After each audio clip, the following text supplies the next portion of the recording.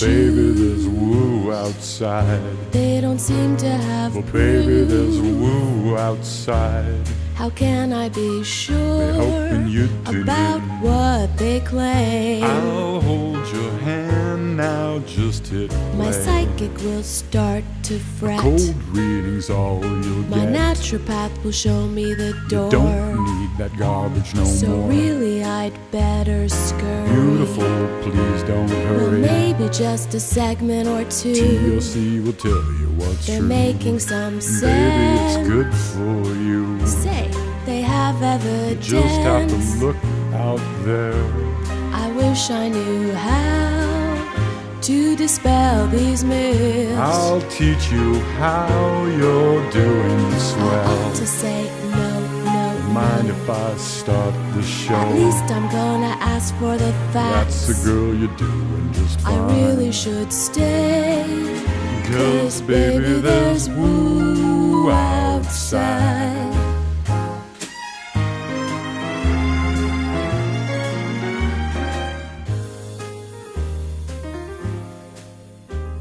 Hi everyone, and welcome to The Reality Check, the weekly Canadian show that explores a wide range of controversies and curiosities using science and critical thinking. This is the show for Monday, December 18th, 2017, and I'm your host, Darren McKee. With me, as usual, are Adam Gardner. What's up, cuboids? And producer Pat. Hi, everyone. And special guest, Stuart Robbins. Hi-ho. We have a great show for you today. Stuart is going to look into Goldilocks and the million ways the universe tries to kill her. I assume there are bears involved. I am going to explore a song you might have heard called Baby It's Cold Outside and some of the different interpretations. But first, Adam, tell us about this wonderful world of aluminum Christmas trees. I was born in 1978. While growing up in the 80s, I frequently watched many Christmas specials, including Rudolph the Red-Nosed Reindeer, How the Grinch Stole Christmas, and A Charlie Brown Christmas. This last special culminates in Charlie Brown shopping for a Christmas tree and finding a tiny real one with great difficulty amongst a sea of large, expensive, colorful aluminum trees, which he and Linus turned their noses at. As a child, and even a little later in life, I didn't actually think these were real. My grandmother would like to disagree with you. It seems like a science fiction extrapolation of what a future Christmas tree might be like rather than anything too based in reality. A few years ago, I recall hearing claims that you could buy a tree like the one in A Charlie Brown Christmas. Excited, I looked to see where I might be able to find one of these garish pink solid metal monstrosities, which was so unlike anything I'd experienced in the real world. Alas, the product, which had much more consumer appeal, was a replica of Charlie Brown's flaccid real Christmas tree. Though ironically, this product was itself not a real tree. So a few weeks ago, I wondered if such a product really existed, and this brought me down a rabbit hole which ended up in discovering quite a bit about aluminum Christmas trees. Now, Pat, it sounds like you've seen one of these in the real world here? So my grandmother, who's no longer with us, definitely had an aluminum Christmas tree every year for as long as I can remember as a kid. Awesome. I feel like I have a vague memory that maybe I had a relative that had one, but I can't really remember it that well, so I don't really know. So these were in fact a real thing, and they were popular from the late 1950s until the mid-1960s, when the Charlie Brown Christmas special first aired. The trees, as depicted in the cartoon, appear to be large, solid metal cones, but in reality these were actually very pine-like trees, with each branch having these small metallic pines that were completely made out of aluminum. Silver trees were the most common, however there were other colors, such as the pink tree featured in the Charlie Brown cartoon. I believe Sally asks that Charlie Brown pick up a pink one. Trees were often sold with spotlights and color wheels, which made them change colors. Sounds pretty cool. As a child growing up in the 80s, these trees would have been 20 or more years old through most of my childhood. If I ever saw one, I probably wouldn't have made much of a note about it, but it is possible that people had older trees, like Pat said, around for a long time. Most trees these days are green, though there are occasionally colored ones. Yesterday, while buying a real Christmas tree at the grocery store, I happened upon a display of artificial trees. All but one were natural colored, but there was one that was totally white, and this is clearly not the common tree that people want. It's kind of a reversal of the Charlie Brown situation. Here's all these very real looking trees, and this one that stands out, lonely, odd colored tree. So this brings up the question of whatever happened to these aluminum Christmas trees. It seems quite a few people believe that a Charlie Brown Christmas is to blame for their demise. Now, the special generally attacks the commercialization of Christmas, but specifically singles out these aluminum trees as somehow being representative of this. Many articles I stumbled upon online while looking into aluminum Christmas trees basically say that as a result of the special, the aluminum Christmas tree market quickly died. But I don't think this is the whole story. One passage of the Great Falls Tribune article, How Charlie Brown Killed the Aluminum Christmas Tree, reads as follows. Suddenly their foil needles didn't seem to sparkle so brightly. None of this was helped by the fact that around the same time, new plastic trees with lifelike polyethylene needles began entering the market. Well, maybe that had something to do with it too. Mm-hmm. Were the needles sharp? In the aluminum Christmas trees? Yeah, because that could be a safety hazard. It could be. A picture I saw close up sort of had them tapering down, but it depends how thick they are. You know, aluminum foil isn't particularly sharp. Pat, did you ever touch the aluminum Christmas tree that your grandmother had? So I don't actually remember, but I also don't remember it being like a hazard in any way. Yeah. Like, you still have to take it out of the box and set it up and decorate it, right? So they didn't come with Kevlar gloves. Now, the Charlie Brown Christmas special was indeed very popular, pulling in a 45% market share in 1965. Now, this obviously seems like a lot. Indeed, that is a huge share by modern standards, but in 1965 terms, this is less impressive as there were significantly less channels around. Even with a 45% market share, it was actually the second most viewed program in its time slot after Bonanza. Now, it was watched by some 15,490,000 people. Population of the U.S. at the time was just shy of 200 million, so there were just under 8% of Americans that actually watched it. Now, that's a lot of people, but it doesn't seem all that plausible to me that 8% of people were enough to single-handedly destroy the aluminum Christmas tree market. So, this special has aired again and again every year since then, so a lot of people have seen it now. But in 1965, only 8% of people had seen it. And if the trees really did die in the mid-60s, we can't really account for it like that. So the idea is certainly appealing, but if we really think about it, it doesn't really add up. Advertisement exists and is fairly effective, but stuff like advertisement isn't quite that effective. So I like to think about what other Christmas specials have been popular and what their impact was. Rudolph the Red-Nosed Reindeer was a real hit with my generation, but mine and other generations of kids continue to ostracize and bully others for being different. How the Grinch Stole Christmas told us that the true meaning of Christmas wasn't presents or food, yet people do still continue to spend money during the holidays. What? That said, the special may account for the fact that roast beast is pretty much unheard of these days. Nicely done. You know, when I think of roast beef, I almost always think of roast beast. Yeah. For myself. Now, ultimately, one can't really say how much or how little a Charlie Brown Christmas could have impacted aluminum Christmas tree sales. Asserting that such a thing was the motivation is hard to prove, but equally hard to disprove, but I don't think it really stands up to scrutiny. Surely it likely had some, if even a small impact, as this would only require one of the 15.5 million viewers not to buy an aluminum tree. More likely, though, the special played off an existing and later persisting and increasing change in aesthetic, away from ultra-sleek modern decor back to more traditional decorations. It isn't only the aluminum Christmas tree which has gone out of favor to be replaced with real or realistic-looking Christmas trees. Brick homes are popular, simply expensive, so they're not that common, as are decors heavy in natural and rustic looks. What kind of dining room table do you have in your own home? Mine's made of stained wood and would probably fit in around the turn of the 20th century, but would stick out in the 1950s.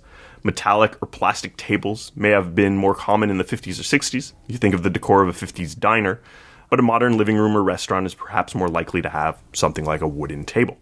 Now, similarly, we have the image of Santa, which we often see as a traditional one with a red coat, as described in The Night Before Christmas and popularized by the likes of Coca-Cola. Gingerbread houses are old-style houses and not representing my favorite Christmas building, Nakatomi Plaza. But nostalgia is a complicated thing, and now, over 50 years after the success of A Charlie Brown Christmas and the craze of aluminum Christmas trees, some are looking to relive this aesthetic by purchasing expensive vintage aluminum trees from online retailers like eBay. Now, it just takes time for something ultra-modern to the 60s to have a renewed, older, nostalgic appeal to some people. Just like vinyl records are retro and evoke a time long forgotten, these were once modern technology. So, nostalgia's funny, and this stuff can be a little complicated. Aluminum trees. They were a real thing, and despite what many online articles claim, A Charlie Brown Christmas can't reasonably take the blame for a fundamental shift in the aesthetics of Christmas. While some people may have been turned off by them, By this enjoyable and successful cartoon, it's likely that many factors led to people gravitating towards more traditional-looking Christmas decorations.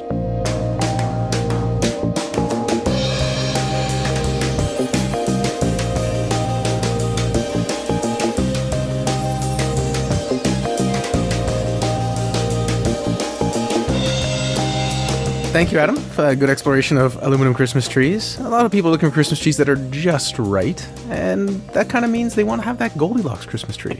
And that Goldilocks zone of life as well, that's important. Stuart is a repeat guest on the Reality Check, who is a PhD planetary physicist in his day job and runs the Exposing Pseudo-Astronomy podcast in his night job, I assume. A new episode of which he is promising us should be out before this episode of TRC comes out. He's going to talk to us about Goldilocks, habitability, life, and what matters for it. Stuart. So the basic premise of this segment actually came up, I think, during my first appearance here on the Reality Check. It was a question, Darren, that you asked about. Is habitability zone, is the idea of a habitability something that could be addressed in just a minute or two, or is it worth its own segment? And I said, hey, it's worth its own segment. And now we get that segment. So basically, the idea for habitability zone comes about from the question of where can life survive? And to answer that, we have to know what does life need in order to survive? So I'm actually going to ask you guys, what do you think is needed for life to survive? So I'll jump in. I think that the common belief currently is liquid water, although I have some questions about that. Now, when you say life has a huge range of things. I think of liquid water, like Pat said. Do you need sunlight or not? Hydrothermal vents for certain life. I know I need some, good science fiction or literature. Otherwise, ennui sets in, so life can't really exist. But I assume you mean on a more basic, maybe macromolecular sense? Yes. Yeah. To me, liquid water is always the thing that people come back to. And I know you don't like to speculate about xenobiology, but whenever I hear that, there's a part in the back of my mind that says, like, well, that's just life as we know it. And I don't know a ton about chemistry, but I must imagine that there's got to be some other kind of life that may be able to exist, but it's still probably not going to be in, 6,000 degrees Kelvin. Right. So we have some basic ideas about what we think life needs to survive, but one of the basic problems, as you really just said, is we don't really necessarily know what is absolutely required for life to survive, because we only have ourselves to look at in terms of knowing this is what life is. We don't really necessarily know how other kinds of life could survive and what they would need in order to survive. So this entire discussion is really based on the premise of what is life as we know it? What does life as we know it need to survive? And so in order to define this, I'm going to define life as needing a substrate like water in order to facilitate chemical reactions. So it needs a medium to do its stuff in. It also needs a chemical or energy gradient that it can make use of in order to provide itself with energy for any functions that we would consider lifey. So in that sense, I'm actually defining life probably a little bit more broadly than any of you, because I sort of gave up this idea of we need water. We don't necessarily need water, but again, I'll get to that in a moment. So in order to talk about that, and if we have life defined as I just put it, then we have to look at what kinds of environments can that kind of thing, kind of stuff exist in. So in the olden days, it was exactly what you said. We need liquid water. And the idea of habitability zones were first really thought of in the 1950s. And this was pretty much all that people thought of, was where can we find liquid water in our solar system? And in that sense, we know that we have liquid water on Earth, and then we can do some simple energy balance equations and basically say, okay, well, water can exist temperature-wise anywhere from a little bit inside Earth's orbit to a little bit outside of Earth's orbit, and that's the habitability zone. But then you bring in all of this other kind of stuff, like, well, what about an atmosphere? So Earth's atmosphere adds a little bit of a greenhouse effect. Earth's surface, it has different albedos, different reflectivities. And so at the North Pole, you're reflecting almost 90% of the energy that hits it, whereas closer to wetlands, places where you have a lot of plant life, a lot of chlorophyll, you have darker material and you're reflecting only about 30% of the light. And so you're going to absorb more energy as opposed to reflect more more energy. So all of these different kinds of things start to play into the idea of, well, maybe this temperature criterion of distance from the sun isn't a simple metric. It's not as simple as we thought it was, and you have to take into account other kinds of stuff. But the idea of liquid water is still one of the core ideas in trying to decide what a habitability zone is and where it exists. And this is why NASA's Mars policy for the last, I guess, over a decade now, maybe over 2 decades, has been follow the water, because that's following the way to where we may have had an environment in the past for life to exist on Mars, because that's where liquid water might have been. And this is also why anytime that there's an announcement of water being discovered on an asteroid or water being discovered even in other planetary systems or other star systems is big news, because, hey, where there's liquid water, we might get life. But we don't necessarily need liquid water. We could have other chemicals that play that role. So, for example, Titan, which is the largest moon of Saturn, it is shrouded in an atmosphere that actually warms up its surface pretty well. It's still a lot colder than Earth, but it warms up its surface to near the triple point of methane. Now, the triple point is where you can have a solid, liquid, and a gas phase of an element or a molecule exist near the same temperature. So on Earth, we have an environment that is near the triple point of water. It's pretty easy under our current temperatures and pressures to get a water molecule to be a solid, a liquid, or a gas.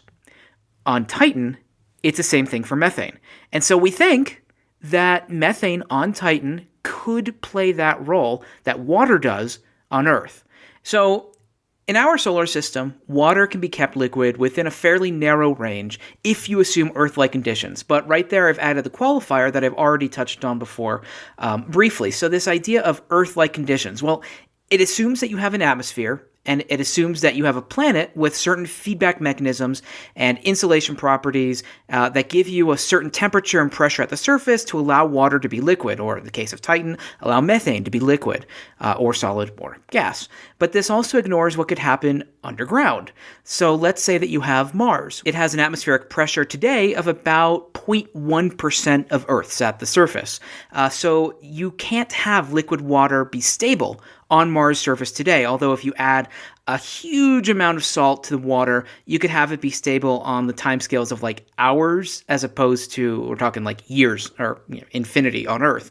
So it's sort of quasi-stable on the surface of Mars today, but not really. But if you go just a little bit under the surface, you have pressure. You have more pressure because you have rock on top of you. And so water could potentially be liquid under the surface of Mars. But then you have temperature to deal with. It's too cold under current conditions today, and so you have ice under the surface of Mars. And we actually are pretty sure that you have a good solid cryosphere under Mars' surface, a cryosphere being just a region of solid ice under the surface mixed in with the rock. But go back in time. Mars had active volcanoes. In fact, some of my own research in dating those volcanoes has shown that they were active as recently as when the dinosaurs were around on Earth. So if you're a normal person, up to about 100 million years ago, or if you're a young Earth creationist, only a few thousand years ago, we had active volcanoes on Mars. And those volcanoes could provide a heat source.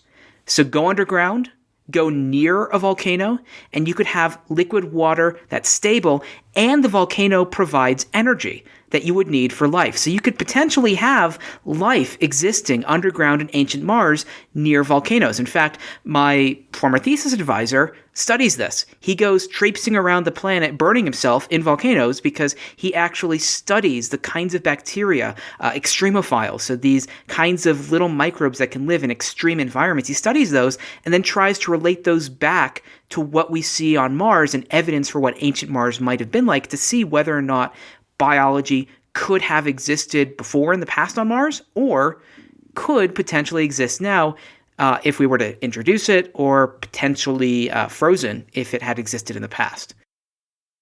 What about the possibility that life may have existed on Mars and then somehow adapted to the drastically changing climate? Or is it really so unsuitable today that it's not likely that anything could have survived without, like, building little houses and power plants? Kind of the latter, if you assume that life needs those things that I identified. Some sort of substrate in which chemical reactions can take place, and an energy source. And if you require those two things, then we kind of lack the first one in current present-day Mars, we think. Now, that could change. This episode could be out of date by the time that you post it. It's unlikely, but it's possible. In fact, if I had given this or if I talked to you about this maybe 5 years ago, the answer would have been different because we're learning more and more about the near surface of Mars, and there's pretty good evidence now that there might be little pockets of ice that actually melt during the summer months on Mars. So it could be, but at the moment it's unlikely. So maybe some life form which lives and then lays some sort of egg or freezes for months at a time and then thaws and briefly lives again or something like that. Right. In fact, didn't you guys do an episode way back when about whether frogs or fish or something can actually freeze during winter months? I think so. I think I might have done a segment on different ways animals cope in the winter, and that was one of them, where they end up in some sort of stasis. And there was something about puddles that dry and some things that survived in there. We've done a lot of shows. Yeah. Yes, you have. Well, and the same thing happens with bacteria. Like they can grow effectively or create a membrane which shields them from space radiation and survive and then come out of a dormant phase and come back to life. So, this is something that potentially could happen. It's been explored on Doctor Who, where we had microbes on Mars, what I think that was the Waters of Mars special. And then there was also just the lizard Martians from the old school Doctor Who as well as present day Doctor Who. So there are potential ways to get around it. And if we want to get back to the main point, though, of what a habitability zone is and where the habitability zone is in the solar system, the answer is, again, it really kind of gets complicated. And you have to factor in these things like greenhouse heating. Could you survive under a planet's surface and other sorts of things like that? And once you've figured it out, which we haven't yet for our solar system, we go to other solar systems. So, for example, the idea can be applied to small red stars. These are stars that are very small relative to the sun, and so they don't put out a lot of heat. So we would need to be closer to the star to have a triple point of water if we think that that's required. But you can't get too close that you're tidally locked. And I think this was actually how the topic came up the first time I was on, was whether a planet really close to a red dwarf star would be tidally locked so that even though the distance is right, could it really support life? Because if you're tidally locked, you have one side that burns and the other side freezes. So it's hard to equilibrate that without a big atmosphere. This then gets us to what happens if you go to a giant star. Well, we don't think that you can really survive around a giant star because those live and die really fast, and they throw out a lot of radiation. So this is why when we look for other planets around other stars, if we're looking for ones that might be hospitable for life, we look for sun-like stars, maybe a little bit bigger, maybe a little bit smaller, but we really don't look at other kinds of stars because it's hard to get a situation where life could exist around those easily, especially develop easily around those. If you imagine some infinitely advanced civilization, sure, whatever. But in terms of developing, you kind of want to maximize the chances that something is going to happen. You kind of want to make things easy for it to develop. And with that said, we also have to think about the galaxy itself. And the Galactic Habitable Zone is something that was introduced about 4 decades ago. So in the 1980s, 30 years after the idea of the solar system habitable zone. And this idea brings in things like you don't want to be really close to the Milky Way's black hole. Despite what the film Interstellar showed, it's hard to develop life really close to a black hole because you have severe tidal effects. You just have stuff going crazy. You get pulled apart. You get ripped apart. It's really hard to do that. You don't want to do that. You also don't want to be in a really dense region with lots of stars because the probability of a supernova going off and destroying any life near you is kind of high. So we can start to think about what types of galaxies are good for life and where in galaxies is good for life. At the moment, we think that our galactic habitable zone is around somewhere between 4 and 10 kiloparsecs from the galactic center. As an astronomer, I feel like I have to introduce a new unit every time. Right. Well, you guys recently introduced the term jiffy, I remember. Yeah. So with that said, a kiloparsec is about 3,260 light years. So this means that the galactic habitable zone is about 13 to 33,000 light years. We're at about 26 to 28,000 light years from the center. So we are in the galactic habitable zone. Good for us. In terms of the solar system, we think, in the habitable zone. It's kind of hard not to be because we exist, or we are. Yes. So ranges for our habitable zone range anywhere from Mercury's orbit to Saturn's orbit. Oh, wow. And now that seems insane, and those are outliers. In reality, the sort of happy medium where most studies that look into this come in is about anywhere from Venus's orbit to a little bit inside of Mars' orbit. And the way that you get really close or really far is that you play more and more games with different kinds of atmospheres, different sizes of the body, because if we were on Mars, well, a lot of the heat has gone away. Whereas Earth, we still have a lot of our planetary heat, so we can support life underground more on Earth than we can on Mars in the present day. So things like how old is the planet, how big is the planet, how many radioactive elements did it start out with, all of these kinds of things play a role in discussing habitable zones. And this is why I told you way back when, I can't really talk about it in 1 minute. And in fact, my attempt at doing it in 3 minutes in this episode was sorely missed. Stuart, when you were talking about you wouldn't want to be too close to the black hole at the center of the Milky Way, can you elaborate on the notion of what closeness might mean in astronomical distances? Because it seems like the Milky Way is pretty big, that even if you're relatively close to the black hole, you still not be close in a way that's problematic. Yeah, the answer is close. Helpful. That's why you have the PhD, I guess. That's what I try to be. I would say probably we're talking about things like within a couple light years, really bad. Within probably tens of light years, you're still going to have a very, very tough time. Once you're talking about hundreds of light years away, you're probably more okay. And the reason why I say within a couple light years you're screwed, basically, is because we have observed stars basically moving around the Milky Way's black hole that are within a light year or two or so of the black hole. And so we have observed those in the course of our time scale, like a couple years. We have seen them move around, which means that they are moving ridiculously fast, which means that they are going to disrupt any planetary system that's nearby, because you just have these things zipping around like crazy. And you don't want to be in that kind of environment. It'd be bad. So even if there's no direct influence from the black hole, there's just so much crap zooming around there that it's really going to mess up your business. Right. Another question is, I thought about the habitable zone in the solar system scale. I hadn't thought about the galactic scale. Is there another scale worth considering beyond that, or no? Yeah, I was thinking about that when writing this, and there is a scale in terms of the time scale of the universe. This is where you need enough heavy elements. You need metals, basically, and I'll remind checkers that to an astronomer, a metal is anything other than hydrogen and helium. So you need metals to form life, because, at least as we know it, again, because you have to have more complicated elements and you have to have more complicated molecules in order to support the kind of chemical gradients and substrates that we think we need in order to have life exist. So you could not have had life in the early stages of the universe, probably. You could not have had life in at least within the first and maybe second generation of stars, because there just were not enough heavy elements.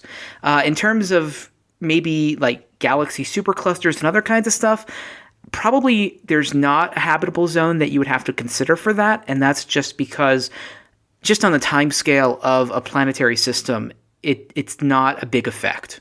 So, like, our galaxy is in a local group of galaxies, and those are in a supercluster of galaxy, or a cluster, and that's in a supercluster, and these are all moving around. But on the timescales of our sun, those don't really matter.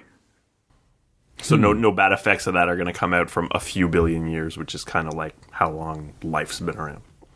Right. Although I think it's interesting, is you fast forward enough and intelligent life comes about much later in the universe, they'll just have less information to draw upon because the stars will be so far away. Mm-hmm. Yeah, it's kind of sad. Yep. Depressing. This is why I don't study cosmology.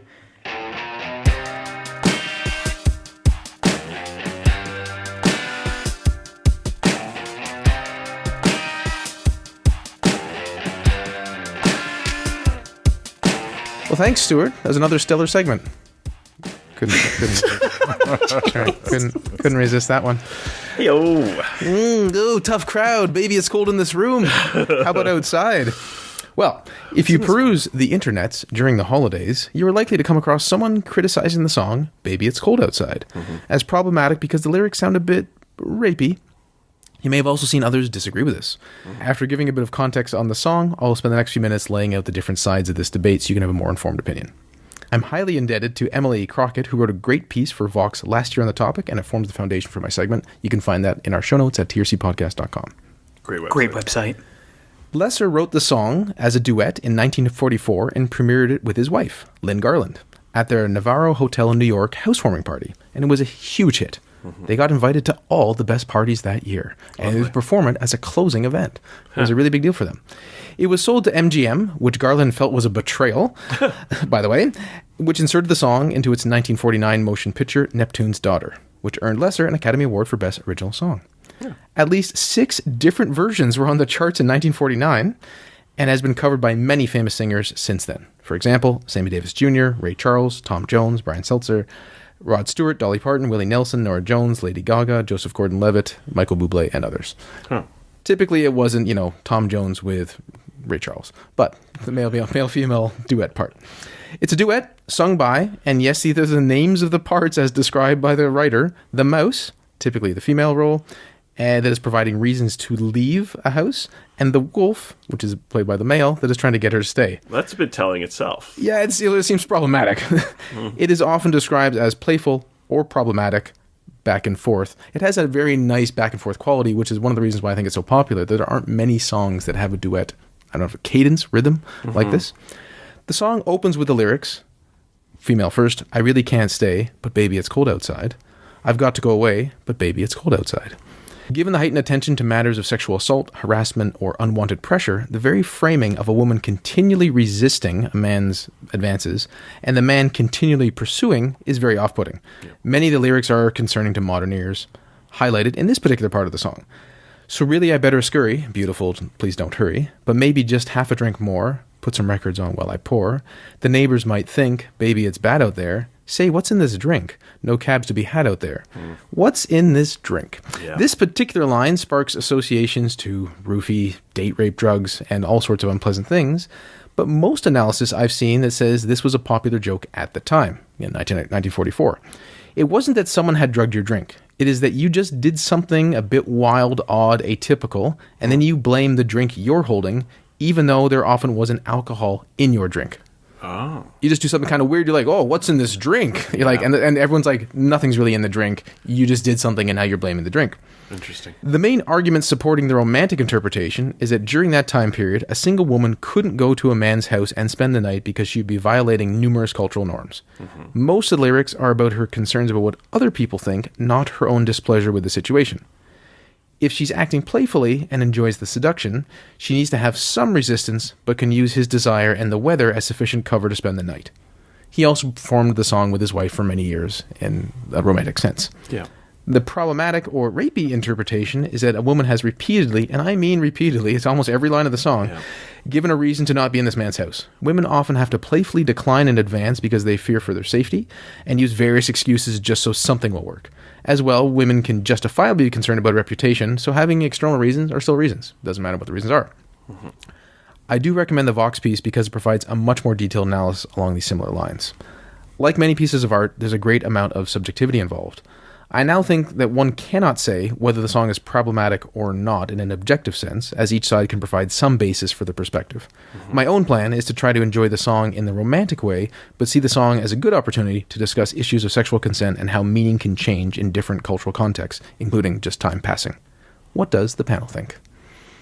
I think I thought of doing this segment years ago, and I feel like I could never get a good beat on. I've seen so many different interpretations, and I can't say one is particularly correct. And it's always something along the lines of, well, this is what people thought back in the day, and I don't know if I can ever trust one particular author. I'm not sure. I still don't think I have a real clear one, but it is, there is interesting nuance. And obviously the song is intended to be somewhat playful, so there's got to be sort of maybe a modern lens on it that makes it sound really terrible, right? I mean, Cristina and I did this as a parody, I think, last year or the year before, or at least played it as a parody last year or the year before. And at the time, I think we even said, when we looked at the original lyrics, it feels kind of awful. Yeah. I think that you kind of need to interpret things in the context of the times in which they're written, unless they explicitly state something to the contrary.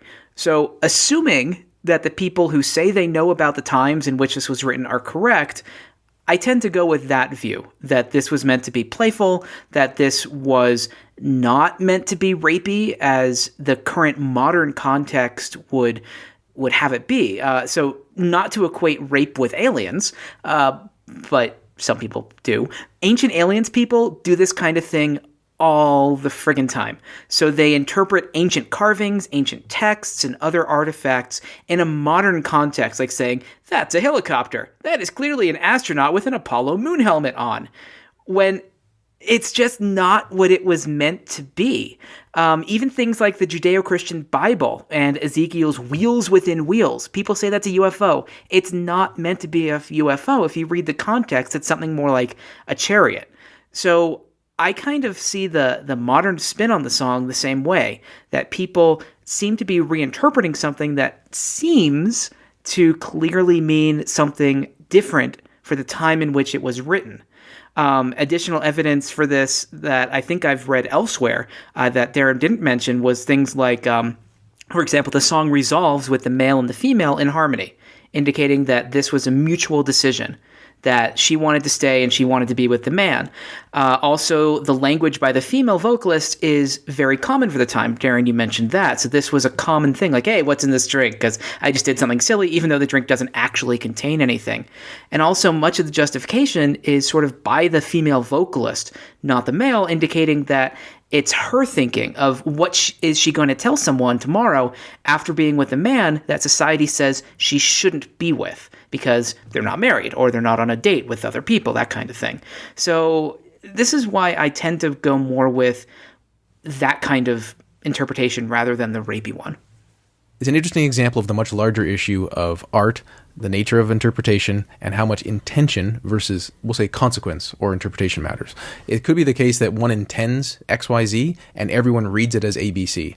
And then what? If 90% of the people read it as ABC, therefore it's ABC? Well, you could still say, no, because the artist intended that. That's what should work. This actually came up a bit with the bull statue on Wall Street, which was never intended to be about business hegemony. It was actually supposed to be fighting against the bankers. And then the fearless girl comes in and that everyone saw it as standing up to Wall Street. And that's not at all what the history and the intention makes sense. But enough people read it, then it becomes so. I thought your point about, yes, they end in a duet. I didn't have time, but I that's something I definitely read about. And the range does seem to be, this is a feminist anthem because a woman wants to do something and she's using what she needs to do at the time to justifiably get what she wants, which is a consensual sexual experience. 2, a misogynistic anthem where a woman really doesn't want to do that and she's being pressured into it. And it's interesting to see that polarity. Yep. Well, thanks for joining us once again. Adam showed us that aluminum trees still exist, although they're really, really expensive. You should probably just get a Festivus pole. So if you have one in your attic, just have a check on eBay. Yeah, maybe it's going up at Bitcoin prices. Stuart gave us a lovely exploration of Habitable Zone, which had a delightful amount of complexity I hadn't considered, but I'm now looking forward to ruminating on. Oh, yeah. And I explored Baby, It's Cold Outside and the many interpretations of that song. Hope you have a wonderful holidays, and until next time, think better to act better. Merry Christmas and peace out, cuboids. Remember, kids, science doesn't suck, it blows. Thanks for being here, Stuart. Yes, much appreciated. Thanks, Stuart. For show notes or to discuss this episode, visit our Facebook page and website at trcpodcast.com. For general inquiries or to send a topic or parody suggestion, email info@trcpodcast.com. Help support the show by leaving a review on iTunes and liking us on Facebook. Follow us on Twitter @TRC_podcast.